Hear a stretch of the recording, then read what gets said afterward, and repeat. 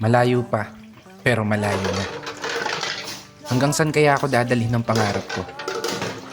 Yan yung tanong na palaging tumatakbo sa isip ko. Na marahil, ganun din sa isip mo. Kasi kung titignan mo, kakaiba talaga yung ginagalawan nating mundo. Parang minsan, nagtitripa na lang tayo.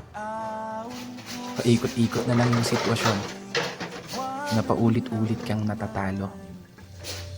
Oo, minsan, may araw na panalo ka. Pero mas madalas pa rin yung nadedehado. May oras na gulong-gulo yung isip mo. May panahon naman na pumapabor sa gusto. Ganito siguro talaga yung ibig sabihin ng buhay. Hindi perpekto ang tempo. At lahat nakaayon lamang sa tiyempo. Pero kahit ganon, dapat magpasalamat pa rin tayo. Kasi isipin mo naman, sa likod ng napakaraming beses na pagkatalo mo, eto ka pa rin, nananatiling nakatayo, sinusubukang ipanalo. Bawat laban na ikaw lang yung nakakaalam. Mga pagsubok na araw-araw mong pinipilit lampasan. Na sa bawat pagpihit ng kamay ng orasan, taglay mo ang lakas ng loob na hindi matutumbasan. Malayong malayo ka na dun sa dating ikaw na nag-uumpisa pa lang. Ibang-iba na yung katayuan mo ngayon, bigaya ng nakaraan. Mas matapang ka na, mas matatag ka na, mas kaya mo nang harapin ng mga problema kahit nag-iisa ka. May napatunayan ka na, may naipundar ka na rin kahit papano. At higit sa lahat, may narating ka na. Malayo pa, pero malayo ka na. Kaya ituloy mo lang ang paglalakbay hanggang sa marating mo yung dulo. Paulit-ulit ka mang matalo, matumba, madapa. Diretso ka lang ayon sa plano. Pero sana, lagi mong tandaan ang hindi kong payo.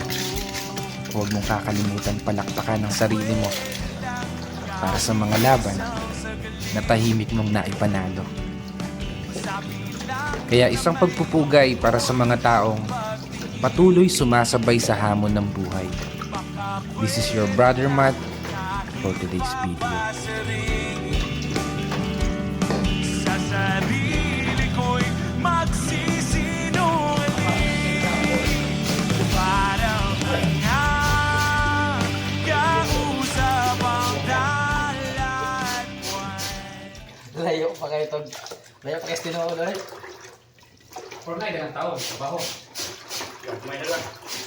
Diyan na yung tao. Ay, kumubilis mga pusan, di bayaran dahil. Sabay tao mo. Kontraktor. Ako lagi.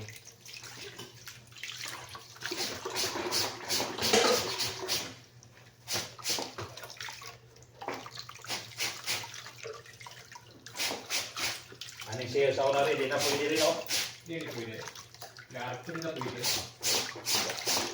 Bayaran din natin. Hindi ko sa Swedish kontraktor. Bertayo nila, pero hindi kayo mahuman ng Wala di ate. May overtime sila.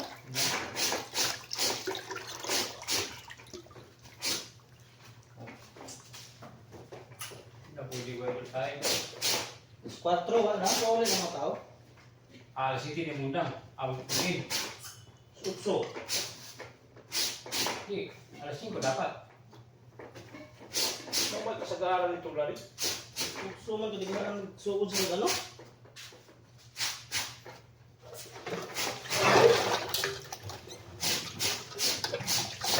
Kasi hindi ka na suti, makaw na kayo, balik. Alaon na balik. 7 hours. Pero why tao dito sa kuhan? Mas 12 man. Sa kontraktor na. Mga kontraktor na. Ano man? 8 hours sila. Ano man? Sukod sila sa 4, alas 8. Oo. Alas 9, alas 10, alas 11, alas 12. Alas 12 man nila ano? Alas 2, sige na kaway. Tapos- Balik raw na. Alas 5 na yun. Wala ko na, alas 2, alas 3, alas 4. Wala ko. Hindi, kita lang. Pagkala ko dahil alas 2. 8 hours lang, no? Dito 5 guys. Pero alas 4, pauli naman sila. Kung alas 4, may inom na city. Okay siya. Mamauli na sila alas 4. Ayun, dipindi mo na sa kontraktor ano. Sa bagay. Way admin doon. Sa kumpanya kita ng tao.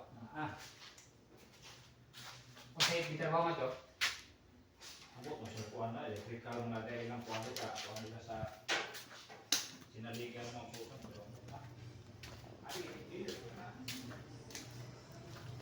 Ayos naman. Tapos ayos naman ta sa pangarga. Ilang.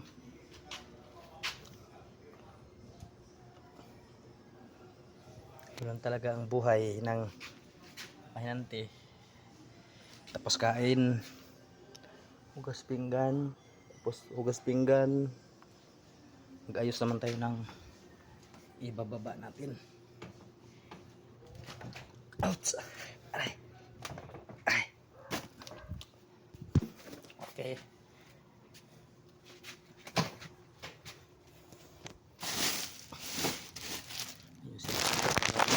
Ayusin.